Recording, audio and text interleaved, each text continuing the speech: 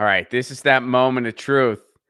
This is that moment of truth where I really hope that the internet says, yeah. The internet's going up. YouTube, are you all ready? Rockfin, where are you at? It's, who's going to come in first? I don't know. Oh, YouTube just won. How about that? YouTube went out. There you are, Rockfin. You lost. Oh, today YouTube genuinely beat Rockfin. It's not a competition, but YouTube, I officially saw YouTube first and Rockfin second. And look, I know there's a delay. I don't have an on-site producer. You know the drill. What's up, everybody? Good afternoon to all my East Coasters. One of my guests today is on the East Coast. And good afternoon to all my West Coasters. My other guest is on the West Coast. We're covering the whole country. Not quite, but sort of. And good evening if you're in an evening time zone. And if you're in the future, Australia, New Zealand, you've had an extra day of science, almost an extra day. Can you fix climate change? Text us. Let us know what it is. We'll do it here. You have future time. Come on. We're counting on you. Please help us. Shout out to everyone who makes this show possible. Our friends over at Indie Left. Indie Left is the only place to find all the content creators and streamers that you know and love, curated for you on a very convenient list that they update twice daily. That makes it simple for you when you're on the go to find out everything they got going on and to subscribe to their Discord community. They're dancing over at the Discord. Go to independentleft.media. And also, I want to tell you about an event happening this weekend, May 22nd at 4 p.m. Eastern, 1 p.m. Pacific. The U.S. Solutions Summit is happening. You can learn more about it at ussolutionssummit.com. It is a panel, a collection of panels discussing all of the issues of the day and hopefully finding some solutions. Justin Jackson is going to be there. Graham Elwood's going to be there. I'm going to be there.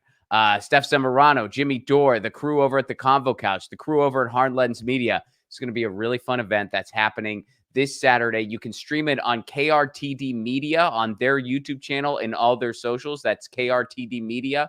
Starts at 4 p.m. Eastern, 1 p.m. Pacific on May 22nd. To learn more and subscribe to the email list, ussolutionssummit.com. All right, without further ado, I am so excited for my guests today. They are two of my favorite comedians and people. Both have been on the show before. So coming up first, she is a Palestinian comedian and actress and author. And for everyone who remembers her first appearance on the show, I tried to get her more into the Beatles, and I failed at that task. But nonetheless, we got Jennifer Jajeh, and then comedian and show host and regular on Get Your News On With Ron, Krish Mohan. What's up, everybody?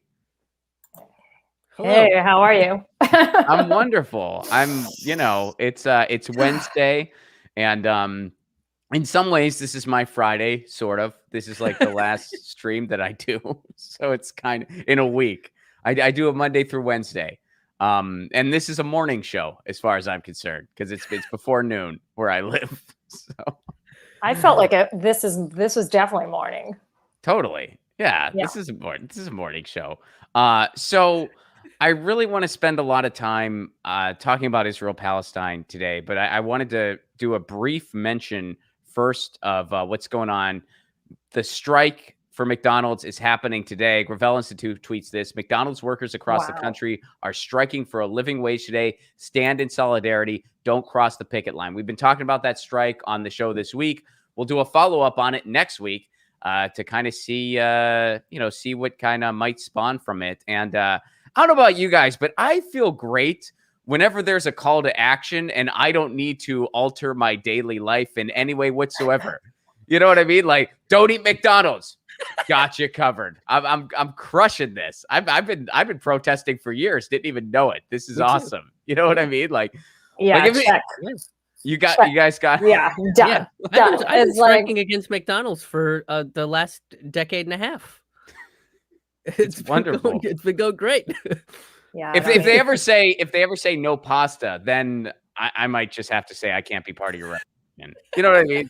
Like if no pasta, you can't be like, you might have to do this one without me. I could do no pasta. I do no pasta already. Unless I if I were going to Italy, okay, I can eat pasta. But otherwise, why? You're a better person than I. It's a food group for me, and I can't. My wife is like you. She really stays away from pasta to the point when I make a dish, she will have substitute, like she'll have those like shiitake noodles. Oh yeah, instead yeah. of pasta. I'm a fan of those. Oh yeah, so she loves those, and so I'll just like make the sauce, and then I'll have my pasta, and she'll have those, and it works, I guess. It's it's what we do, but yeah, I mean, Emma Goldman said, if I can't dance, I don't want to be part of your revolution. And I'm saying, if I can't eat pasta, I can't be part of it. It's not even that I don't want to. I just can't. It's like you're gonna have to do it without me. But McDonald's, I can nail that. And here's hoping it leads to living wages. I hope so too.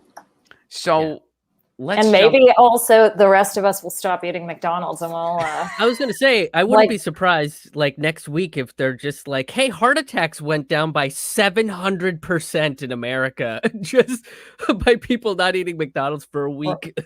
Right? Brain fog. It's like all of a sudden we're all clear. Let's all free Palestine. Like we know what's important. No more fucking McDonald's. Yeah. Like the Zionism thing sounds terrible. Yeah, exactly. I feel like it's all the chemicals and all the additives that are like clogging up the American brain, you know? Let's see if there's a shift. I bet you there's a correlation. Oh, I think there's a connection, absolutely, like between like what you put in your body and having awful takes on brutalization around the world. But yeah, absolutely. Well, absolutely. Let's jump right into it. So let's start just very basic. Jennifer, how would you describe what's going on to somebody maybe not in the know? Like what is going on right now in Israel, Palestine? It's really, I want to start this with saying like, I'm absolutely really excited to be here. But part of what is going on right now is, it's an ethnic cleansing that has been going on for 73 plus years. It is this is not new. Whatever is going on is not new. It's been happening in fits and starts for the last 73 plus years. It is a part of a brutal occupation of Israel, occupying Palestine, occupying West Bank, Gaza, and all of historic Palestine. Like, this is not just, this thing is happening and now it's flaring up in Gaza. This is about the entire country being occupied. And I think what we're seeing right now is like people are like, well, if this land displacement, like they started with these house thefts, which houses have been stolen since the creation of Israel. So it's not like, these house thefts, 2 weeks ago in Jerusalem, in the neighborhood of Sheikh Jarrah in East Jerusalem. It's like, no, all of Palestine, all of the land, all of the houses have been stolen. So I want people to understand that this is not about this incident from 2 weeks ago. This is not about something that, it happened, and can be like dealt with like in a vacuum. This is about a larger issue. And I think for the first time, what we're seeing is people's acknowledgement that this is a larger issue, an ongoing issue of injustice and apartheid that has been perpetrated against Palestinians. And we've seen more people than ever speaking up against this. And I'm feeling really hopeful, exhausted, and overwhelmed and heartbroken, but hopeful that a shift is actually happening in the public discourse. So, we talked about that briefly off mic, and I really wanted to ask you about that. And because I kind of felt that same way too, where it's all too often, especially here in the United States, because our government is so close with Israel, their government. You often hear people like, oh, it's complicated, or oh, it's this, or oh, it's that. And I feel like finally people are saying, no, they're brutalizing the Palestinian people. That's how it's been. And you saw 25,000 people show up in Los Angeles. You saw, I think it was in Boston, where they shut down the Israeli embassy. And people are kind of seeing through that corporate media muck. and are calling this for what it is. That this is brutalization. This is oppression. They're killing civilians. They're leveling people's residencies. They're stealing people's homes. They're killing journalists. They're killing. They destroyed an AP building, I think. I mean, this is. Yeah. And this has been going on for so long. And this is part of an oppressive right-wing neo-fascist government, which is what they have in Israel. And why do you think it's starting to shift a little bit, even here in the United States? Well, years and years of work on the part of Palestinian activists, on the part of Palestinians on the ground, on the part of allies. I mean, this is not a new issue. I remember as a kid, 7 years old, going to protests and sitting on my parents' shoulders and yelling for like a free Palestine. It was like, what was the slogan? I'm totally dating myself here. It was like, Reagan, Bagan, don't you know, we support the PLO. I just remember as a kid being like, I don't even know what this is, but I'm sitting here chanting it. So we have been, people have been active in this fight for decades. And I think finally with social media, with TikTok, with Snap, I mean, there was this amazing guy who did this, this Snap feature where you can like drop into locations and see what people are posting. And so he did both sides. And it was like, this is people brunching. And then this is horrifying violence. Oh, the dog needs to be in on the show. She's like, what's happening? You always have to be in on the show. I need you to go down. She makes an appearance, at least one, if not multiple, on every freaking live stream. She was on the show She was on the last one. What's her name again? Luna. She's like, wait, where's my airtime? I got things to say. But what was I just saying? God, dog, why are you? So you were talking about what someone did on TikTok. Oh, he did this both. He was like, okay, let's see both sides, and it was starkly contrasting and insane when you were like, oh, people in Tel Aviv are hanging out and going to birthday parties, and then people in Gaza are like running through hellfire and trying to dig their families' bodies out from rubble. And so it was like, if I hear any more both sides discourse, like, I'm going to lose my mind, because this isn't a war. This isn't a conflict. This is settler colonialism. This is one huge, powerful, well-funded military power attacking, oppressing, murdering civilian populations. Yeah, and part of the reason we don't get that side of the story, and when I say we, I mean what the media in the United States usually spews out, is because who's funding that military? Well, we are. The United States is. I mean, we give, I think it's $10 million a day that we give to $3.8 billion in military aid, just in military aid, plus a whole bunch of other things that aren't included in that. And right now, President Joe Biden has just approved a $735 million package of weapons for the Israelis. It's delayed. It's delayed. But he's not going to say ceasefire. But he's just going to say maybe next week we'll deliver your weapons in a week. I'll say something about masks. People will go crazy. We'll forget about this conflict, and then boom, we'll have your precision missiles.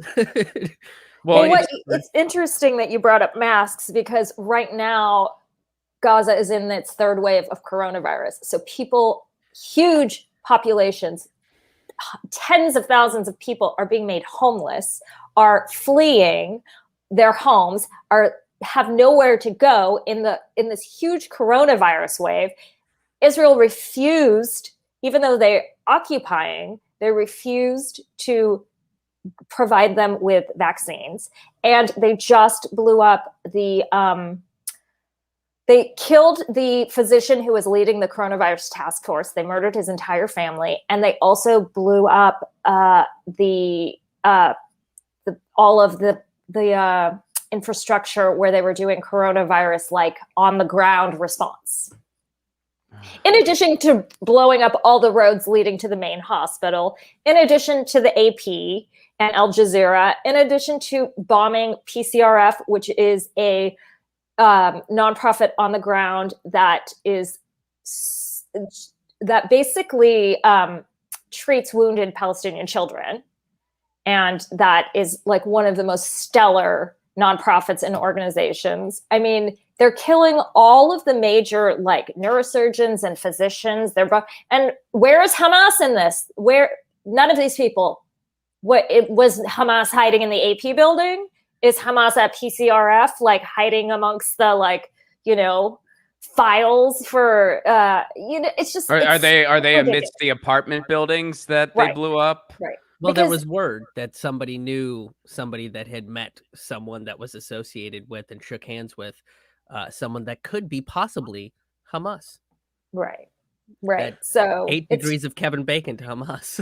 It's just a boogeyman. It's bullshit. We all know it's bullshit. It's like they've been running this story for so long, and I feel like finally the world is realizing it, or even it's not even just realizing it. It's like people are having the courage to speak out. Celebrities are having the courage to speak out, and this is something where people would not speak out. They would not want to ruin their careers. They would not want to deal with the onslaught of criticism that would be coming their way, and then they weren't equipped to respond to, because not everybody, including myself, knows dates and times and this resolution and that resolution. So people get overwhelmed, and the Hasbara, the Israelis, the PR machine they've created is like, let's capitalize on this feeling of overwhelm and reinforce that you don't really know what you're talking about. It's really complicated. It's best you don't say anything. And if you do say anything, you're probably going to be on a blacklist. Yeah, that's the ultimate deflection, and it has been for so long. It's complicated. And we're finally breaking through that. Well, let me ask you kind of like a proxies question. Like when someone just says Hamas to you, like someone who you might be discussing the issue with, what's your response to that?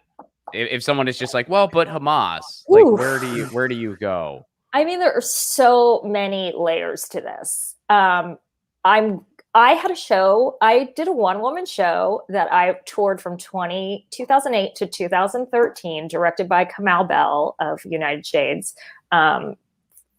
And we wrote a show about my time living under occupation in the West Bank. And I titled the show, I Heart Hamas. It was super cheeky. It was really funny. It got tons of press, and people got pissed. And I was like, you know what? I want you to get pissed, because I want you to talk about my show, because I want more people to get to my show, because I want to address what's going on. And the show never talked about Hamas, which further infuriated people. But the premise of the show was like my journey growing up as a Palestinian and then moving there, and even being told what kind of like insane, violence and oppression was going on, not understanding it until I lived there and I was dealing with it every day, and I was being shot at checkpoints, and I was watching children throw stones and be like mowed down, and I was hearing like, F-16s fly over my house to bomb the buildings, down the street and kill an entire family because they were Hamas or they were in the government or whoever they were. They were agitating. And so once I lived under that level of violence and hatred and like oppression, I was like, it would take everything in me to choose nonviolent resistance, number one. So in a sense, I'm like, occupied people have the right to resist. We are not, as outsiders, allowed to tell them how to resist or judge how they resist. Their resistance is their choice. They are the people who are daily being humiliated, terrorized, and undergoing like a slow genocide. I mean, Gaza is on a diet, is what the Israelis say, and they laugh because they are calorie restricting them because they are letting so little food in. It's like a joke amongst Israelis. It's disgusting. You are slowly starving a population. You are preventing food and medicine and any necessary like imports to come in. And so for me, my thing about Hamas is, number one, I don't have the right to question resistance. Number two, we gave the Palestinians a free election and they chose Hamas as their representatives. 3, Hamas has provided a lot. Listen, there's no government there. Oh, there's the Palestinian Authority. There's no government. There's no, governing body really that exists there. So Israel can come in at any time and intervene. Hamas has done tons for education, has done tons for donating and supporting families that have lost, their breadwinners, has created a lot of on-the-ground community resources to people who have no resources. So of course they're going to be loyal to Hamas, and they see Hamas as protecting them because they've been abandoned by the world. So I'm not advocating for Hamas. I think that they have done a lot of destruction to our cause and to our movement. I think that they've also, assisted people on the ground in surviving. And they've provided a sense of, we must resist. We can resist. There's no one here to protect us but ourselves. And I think that in that sense, I'm like, Hamas, Shema Hamas. First of all, they have missiles, they have rockets that hardly ever get to their point, to their destination. And number 2, Israel has Iron Dome. They can knock out all of those rockets. There are very few casualties. People have to go, oh my God, leave brunch, leave the party and go into your bomb shelter for a few hours and then come back out and watch the reign of terror on Gaza as you're sitting in lawn chairs and cheering. So to me, I'm like, this is a boogeyman. This is a straw man, and I'm not going to get caught up in having that conversation.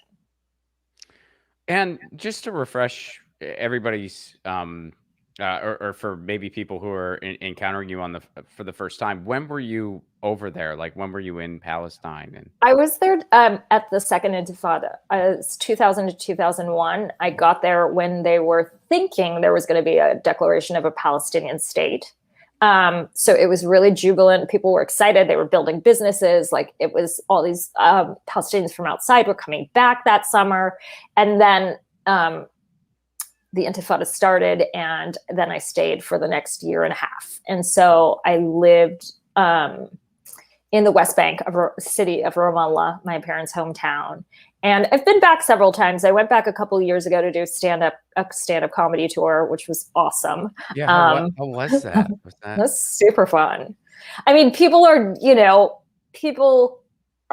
desperate for connection and entertainment and distraction. So, and to know that people are coming from outside, they haven't been forgotten. So people turn out in droves for the show, and the audience is super attentive, super interested, ready to laugh and have a good time because they get so little. It's really hard for people to get in there. And, Israel screens and they don't let everybody in. I was shocked I got in, actually. What was the process like? Was it intense or? I mean, honestly, I'm gonna tell y'all this is it. I know some of my friends don't have this privilege, but I am a Palestinian Christian, and Israel discriminates between Muslims and Christians. It's just a fact. I know it's a fact. So I shut down all my social media weeks before because I was like, I want to be as untraceable as possible. It's not possible though if you Google me, but I thought, okay, I'm gonna just try. And then I'm gonna be shameless. I wore a low-cut shirt with a cross necklace, and I was like, hi, I'm here to do comedy. And they were like, okay, great, come in. Didn't question me, nothing. The next comedian came in. Hi, I'm here to do comedy. Oh, you're Muslim. What's your, it's just they were all taken into another room, and I was like, I'm just going to buy you all cross necklaces next time, dudes. What the fuck? Just get on board with the propaganda. Use the system against them. Is what? Oh shit! Now I'm telling everybody, and I'm definitely not gonna get in next time. But I'll be like, wait a second, it's the cross girl again. Streamed. It's I saw this on a thing. So y'all brought up Biden. Here's what happened very recently. So Netanyahu is determined to continue Gaza bombardment. So So U.S. President Joe Biden on the 10th day discussed the Gaza events with Netanyahu, saying he expected a significant de-escalation today on a path to a ceasefire. So he didn't really say ceasefire. He's like, maybe we can get on a path there. Maybe just a bomb-laden path. And Netanyahu said he's determined to continue bombarding Gaza until Israel's aim is met, whatever that means. To genocide and total domination of all of historic Palestine. That is what it means. It sounds like you want to set up a theocracy and Palestine's in the way. Like that's what it sounds like. If that's what your aim is, and I mean that's kind of what they're doing. Is they just keep leveling different parts. And I look at this, and it's to me, I just look at this and say, well, in 5 years, is this going to be Kashmir? Like, is America going to encourage India to basically do the same thing that they're encouraging Israel to do? Because that's where things are headed. They're both countries that are supported by American militarism. Like, there's talks. Lloyd Austin has been talking to Modi to start buying American weapons instead of Russian weapons. So it's like it's all arms deal stuff. And there's a lot of parallels between Palestine and Kashmir, and like the future of Kashmir could be Palestine. Like that's just kind of the reality of the situation. It's hard to argue at that point.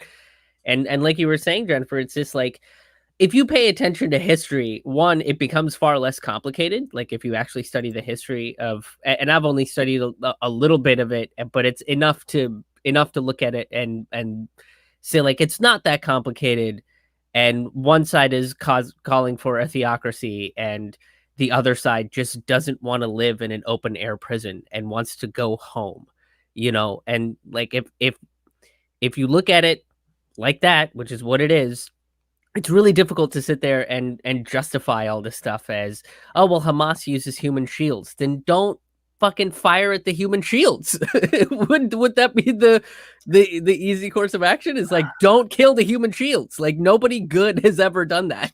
And this human shield thing is also complete bullshit, because listen, Gaza is one of the most densely populated and areas in the world. Right. It's like, there is nowhere for anyone to go. They are just building up on top of each other. Everything is enmeshed and intertwined. So it's like, it's not like there's this Hamas, Hamas depot where they're like, oh, we can just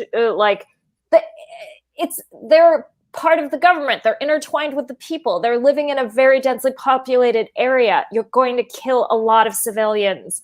And you know what? They don't care. It's not, their aim isn't to not kill civilians. They're wiping out entire families. It seems that their aim is to kill civilians. They call Palestinians a demographic threat. It's a demographic threat to Israel. There are going to be more Palestinians than Israelis. There are going to be more, and so in terms of an Israeli state, it's like there will be more Muslims and Christians of Palestinian descent than Jewish Israelis, because we have a much higher birth rate. So they don't want to absorb the West Bank and Gaza Strip. They definitely do not want to get the right of return to millions of refugees, because there are more of us than them. And so their aim is to squeeze as many of us out, if that includes murdering us or making it so hard for us to have any sort of livelihood that we decide to go to another country. And so this has been the aim of Israel from the beginning. It has been the aim. And so for them to, I don't even deal with the Hamas discourse. Honestly, I say the things I said and I go, and next, because this is genocide, because this is apartheid, this is ethnic cleansing, this is a settler colonial state.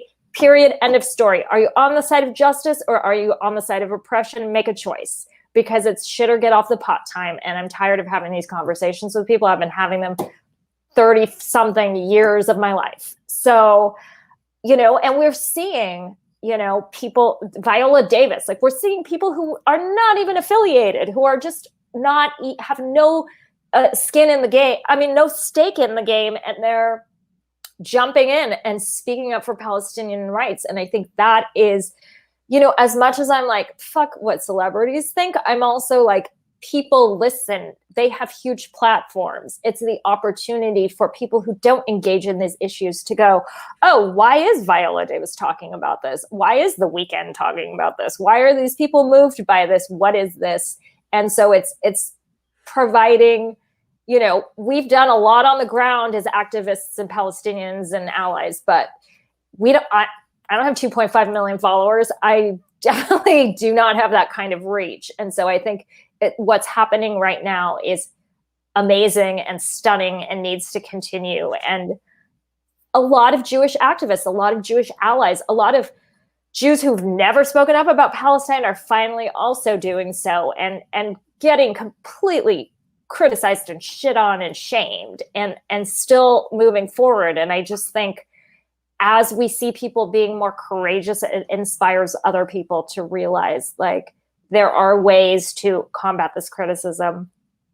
There are ways to stand for peace and justice. If you stand for peace and justice in every other movement, you claim that you're liberal or progressive, but then you don't speak up about Palestine, like, I think it's time to start shaming those people. Yeah, I mean, and I actually, I mean, I found it to be so incredibly powerful because one of the, you know, we were kind of talking about, especially like from the American standpoint, a lot of the kind of metaphorical walls that they put up. One of them is, well, it's complicated. Don't talk about it. It's complicated. Well, it's Hamas. And the other one, of course, is, well, if you criticize the Israeli government, that's anti-Semitic, which is ridiculous. Absolutely ridiculous.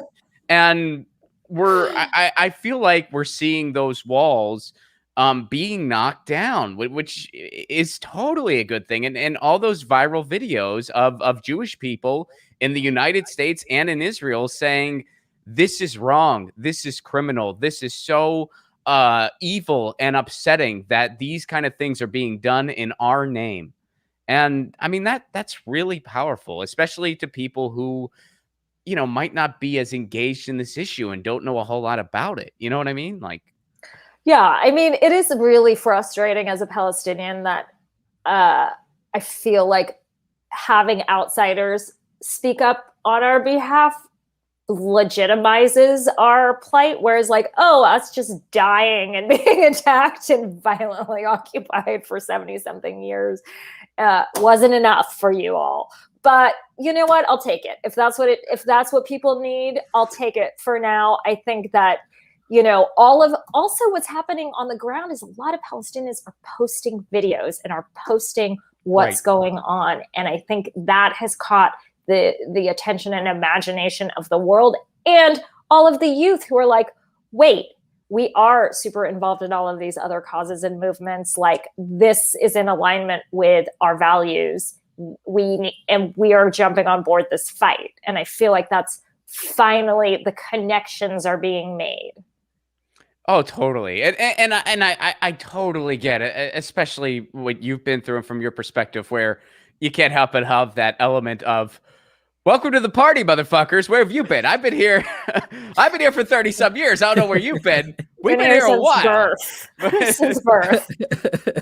But still, it's like, well, I mean, even compared to a couple years ago, I feel like we've made a little bit of progress. And it's like you gotta, I mean, you gotta kind of grab the shred of hope there and try to make it bigger, you know?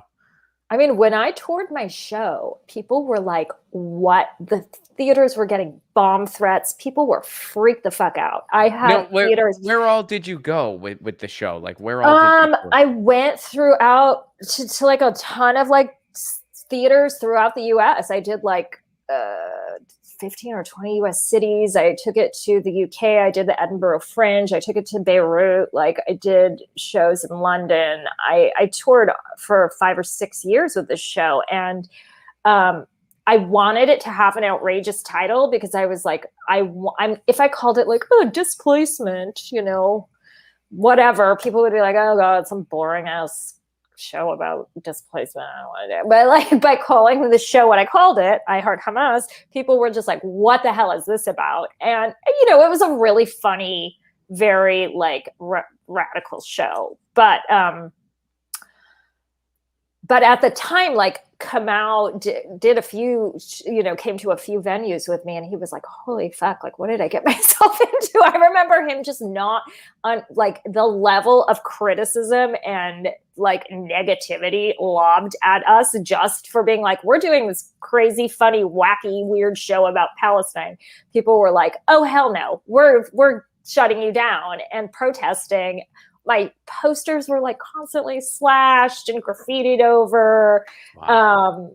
Yeah, I remember this one was really awesome. They drew like this like Hamas, like a bomb that's strapped to my body, and like wrote all this crazy shit on my poster. And I was like, it actually looks pretty awesome. Actually, it looks really punk rock. And so, but it's like, that's the kind of, I mean, we were dealing with like a lot of animosity, and it really pissed people off because we were getting like, reviewed in the Chicago Tribune. And so everybody was like, how is this woman doing this insane show and like getting mainstream attention and pissing everybody off?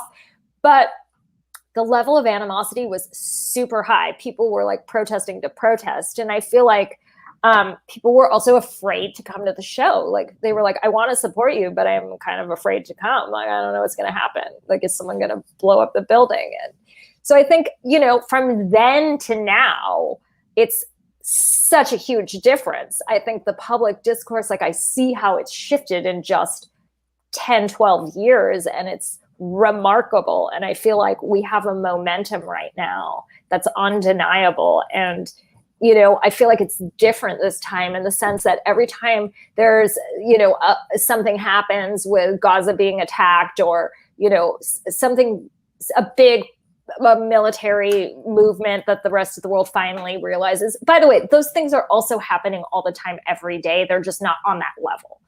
But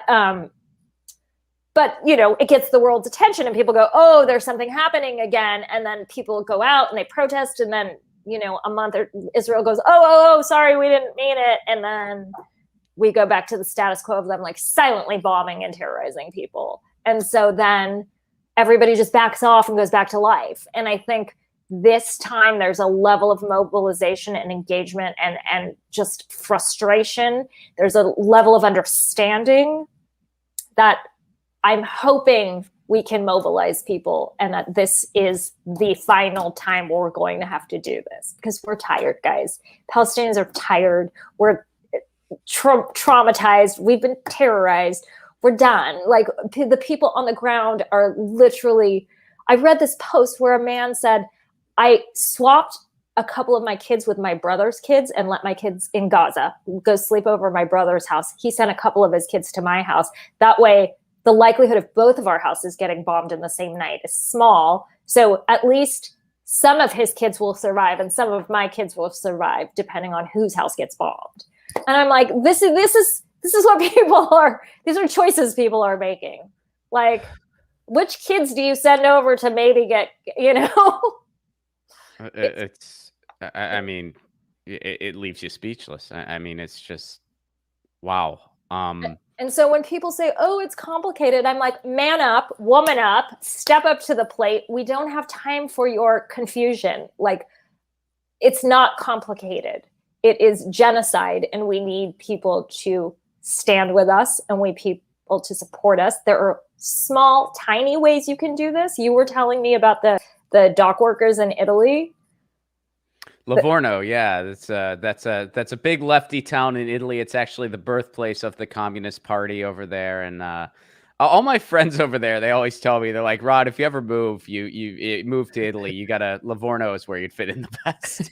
That's what they tell me. I never volunteered that. They just said Livorno is kind of where you got to go if you ever move here. I'm like, all right, but yeah, it is certainly a feel-good story from the humanity standpoint. Unfortunately, I'm pretty certain they were just able to bypass that port, but it got a lot of press, got a lot of attention, and I feel like, I'm posting things like, hey, sign this petition. It takes 30 seconds. You've done something for Palestine. You got a check mark next to your name.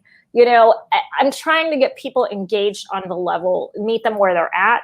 But, we've got this $735 million, weapons sale. Everybody can just text or call or email their representatives and their elected officials. Like, let's put the pressure on. We've got Betty McCollum's bill in Congress. I think she presented it last month, HR 2590, which is, let me see exactly. It's called the Palestinian Children and Families Act. It's basically saying that, like, no money that we're giving Israel is going towards war crimes, is going towards genocide, is going towards killing children. And these are things that are being hotly debated, and we need people to step up and call their representatives. I am not one to believe that the change comes from the system, but I think we have to work on a lot of different levels. I think we have to, give Palestinians the floor. We have to post. We have to show our allyship. We have to condemn Israel. We have to go to a protest. There are so many ways.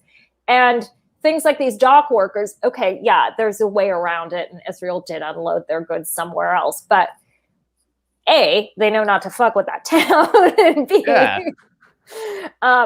that is encouraging other people to take a stand. Because I feel like what has prevented people from taking a stand in this are A, lack of knowledge, and B, fear of criticism. And when they see other people being courageous and using talking points that they can go, oh, I'm going to point to this thread, then, oh, my Jewish friend said this. So it's like gives a little more, it makes me feel like it's a little more legitimate for me to speak out because I can point to this. And so that's why we need any and all acts of solidarity. Absolutely. And just to close here, what do you think are some of the catalysts, of course, aside from what we just talked about, that'll kind of lead to a more, permanent fix for this? I mean, what would you like to see happen? Ooh, if I were in charge of everything. I mean, it's interesting because I've been for probably over a decade now, longer, supporter of one state solution. I mean, it's like, okay, we all think this is our country. Great. Let's all live in this country. Let's all live with each other. Let's make this not a theocracy. Let's make this a democrat. They say we're the only democracy in the Middle East. You're a theocracy, dudes. You're not a democracy. No, when you're occupying an entire population and terrorizing them. This is and dudes in the literal sense. For Jews. Yeah. It's Netanyahu and a bunch of dudes, I'm pretty sure. Douchebags. Yeah. So it's like, seriously, look up one state solution. Edward Said wrote a brilliant thing about it like 20 something years ago, I think. It's like, I would advocate for one democratic state. We can call it Palestine, spelled STEIN if you want, just to be more inclusive. You can call it whatever the fuck you want. But I think one democratic state for all of the people who believe this is their homeland. Let's all live together. Let's all have the same rights. I believe it can happen. But it is going to take a lot of courage in the Jewish community for people to come forward and say, we don't need a theocracy. We are willing to live with the indigenous people of this country. We are willing to see them and acknowledge their humanity and see them as equals and treat them as equals. That's a big shift. Israelis are really brainwashed. And I think a lot of American Jews are as well. And I see the shift happening and them starting to wake up. But it's going to take a lot of folks in the Jewish community to speak to their people and to let the rest of Americans, the rest of the world know, this is not anti-Semitism. Anti-Zionism is not anti-Semitism. Those are two completely different entities. And you can criticize Israel and you can fight for equality and justice. And I think that's the only sane solution. There's no way you can have a Palestinian nation that's just pockmarked by 1 million settlements. There's no territorial contiguity. It's not even this is Palestine. It's just settlements all in between dotting the whole landscape. How would we even have our own country? And we don't want our own country. We want all of it. And you guys can have all of it. We can all live in all of it and get over it. Absolutely. Well, thank you both so much for being part of this today, and Jennifer especially. I mean, I love. I really love your insight on this issue. You bring, so much of experience and expertise to it, and I appreciate that so much. And I'll add something a little bit lighter here too before I go to the chat, and then of course we're gonna. How much? Sorry for ranting for 45 No, I mean, minutes. Thank you for sharing your perspective. How much? Because Krish does a lot of one person show stuff as well, and I. Actually, when I was trying to put together my college program, Kamal helped me out a lot. Oh, nice. Yeah, this was before I met him, and this was long before the CNN thing. This was even before the FX thing. But I brought him. I think Krish, you were there, weren't you? This was a long time ago. No, but... I missed it by a day. Really? Okay. Yeah. I missed it by a day, and I was really bummed out. Okay, so Kamal was doing. I mean, I was familiar with him because he had the bell curve at this point. This was a while ago. The year's not important, but those were like 2010, 2008. All right. Well, now that you told everybody, yeah. You're old, dude. You're old. The secret's out, Ron. It was like 2010, 2011. No one but thinks you're a millennial, Ron. I'm a millennial. I am a millennial. I'm the, what did they call us? Geriatric millennials. Oh, okay. I'm a geriatric millennial. Geriatric. Yeah, that's literally what they called us. That sounds so hip. Dude. They called us that. They called us. I wouldn't put that in your bio. It's not, but they called us geriatric millennials, and they also called us the Oregon Trail generation, which is why I just recently dropped a parody song called the Oregon Trail generation. Wow. And I based it on Richard Hell's The Blank Generation. Okay. But anyway, so to finish how I met Kamal, he was doing a college near Pittsburgh, which is where I was living at the time. And so I emailed his management and I was just like, hey, I can't afford to bring him in because I'm just a broke comedian, but he has to fly to Pittsburgh to go to this college gig. I'll drive him to the gig and he'll do a show in Pittsburgh on a door deal and it'll be more money than nothing. What do you say? And they agreed. They said, yeah, sure. Why not? That sounds like a win-win for everybody. So we did this show in this little space, packed it like a lot of it was this small space and it was just packed to the gills. And he actually had a really good time. And I just gave him, 100% of the ticket sales. So, and then I drove him to West Virginia. So I saved him I don't even know how he would have gotten there otherwise. I guess he would have had to have rented a car. So, anyway. But so that's how, and then he helped me put together this college program that I did a few years later. But my reason for bringing all this up is how much footage do you have from those tours? Because I feel like this is a documentary the world needs to see. Yeah, I don't really have a lot. I didn't really. That's what I was going to ask you if you recorded it because I was like, I want to fucking see this show. I think I have an old recording of the show somewhere for sure. But no, I didn't. I wasn't having a documentary crew. I was having security crews, but I wasn't having a documentary crew following us. You think you're going to do another one? I very well might. Who knows? I like hybrid. I like the hybrid of I feel restrained by the format of stand-up a lot. I just kind of, as you can see, I enjoy ranting and telling stories and forgetting what I'm saying and getting off the point. So the beauty of a one-person show is nobody knows the show. You can do whatever you want, A, and B, I like putting slides and putting, weird act outs and doing characters. And so I do think I would love to do that again. And who knows, maybe this is the time. Right on. I am considering buying a van and driving around the country with my pets. So maybe I can also tour a new show while I'm doing that. I hope you do. That sounds great. Awesome. I feel like now's the time too. Now's the time. I mean, as live performance is slowly coming back. Yeah, for sure. And go ahead. No, you go. No. Go, Krish. Let's. Well, I was just gonna thank both of you again. That's all.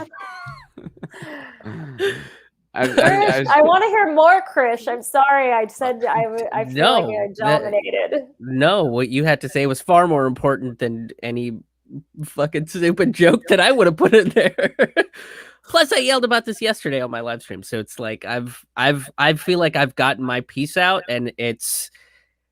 Again, I don't have a particular stake. All I see with this is like, cool, so great, my home country is going to do this to Kashmir in 5 years. So I guess that's something to look forward to. And it's like, I don't want them to, but that's like my, but the whole point of even bringing that up is to get Indian people and, you know, Hindus to start paying attention to this problem, because sooner or later it's going to, you know, the chickens are going to come home to roost. So if you're an Indian person in America, like, you should be supporting Palestine. You should be standing with Palestinians, and you should be calling out Israel for what it's doing, you know, which is committing genocide. And I feel like it's not that hard to not commit genocide, because all three of us are doing it right now.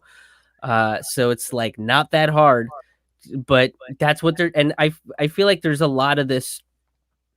I don't know. I feel like within the Indian community, there's a lot of like, let's support, you know, what the American state tells us to support, because then we'll be the good model immigrants or whatever. But like, no, you shouldn't be, if you're an immigrant in this country, or if you're a naturalized citizen, or whatever. Like, if you're of Indian descent, then you should be standing with Palestinians, because this is literally happening in your home country as well.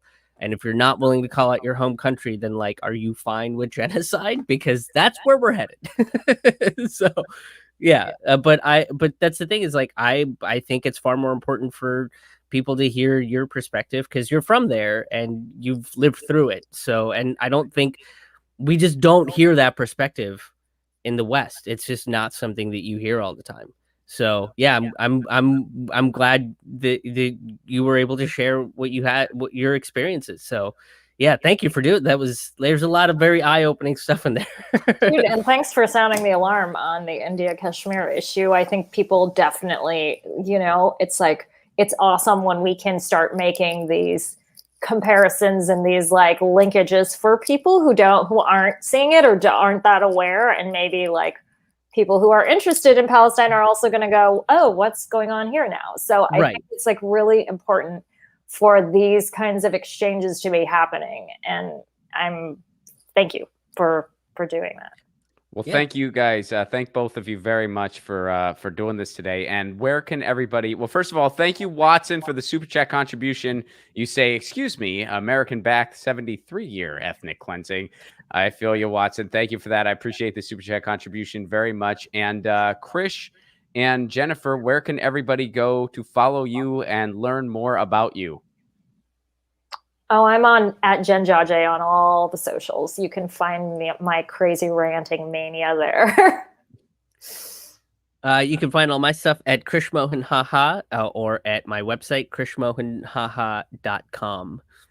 So I do a new thing now to end the show where I honor somebody's pet, because I always say Lucy says meow.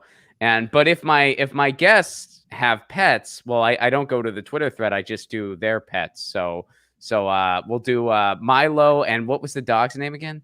Luna, yes. So Luna says wolf, and Milo says meow, and Lucy says meow, and Ron just froze. Are we doing? Is it up to us now? Are we signing off the show? Sign off the We're show. taking over the show. Here, hold on. Am I back? Am I back now? You are back. I am back. Wow, during the send-off, the internet just like hiccuped. All right, I'll try to do it as quick as I can. So Luna says wolf, and Milo says meow, and Lucy says meow, and she says hi to Milo and Luna, and Jennifer says peace, and Krish says peace, and I say peace, and we say free Palestine. Thanks for doing this. Peace. Thanks for having us.